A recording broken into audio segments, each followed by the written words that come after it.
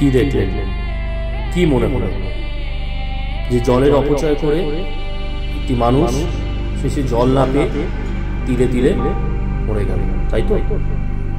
হ্যাঁ, ঠিক এইভাবেই হিন্দু সমাজ তার যে গরিমা, তার যে বিশাল ব্যাপ্তি, তার যে ইতিহাসকে ওই বেহিসেবী মানুষটির মতো জলের মতন খরচা করে দিচ্ছে, অপচয় করছে।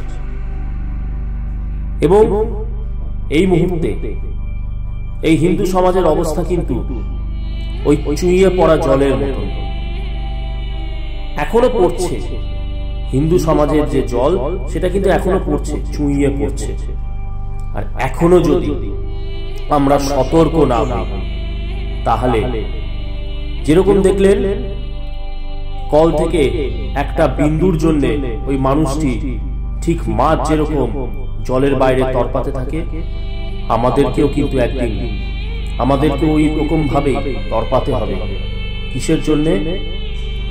আমাদের সনাতন ধর্মের অবলুপ্তির ফলে আমাদের অস্তিত্বহীনতার এমন একটা সংকটময় পরিস্থিতি তৈরি হবে যেখানে কিন্তু আমাদের অবস্থা ওই মানুষটির মতন তিলে তিলে ধুকে ধুকে মৃত্যু পথে যাত্রী হওয়ার মতন অবস্থা হবে।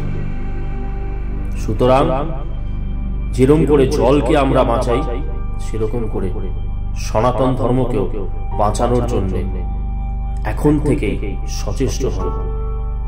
জলকে যেরকম আমরা অপচয় করি না, ওরকম ভাবে সনাতন ধর্মকে অপচয় করা বন্ধ করুন।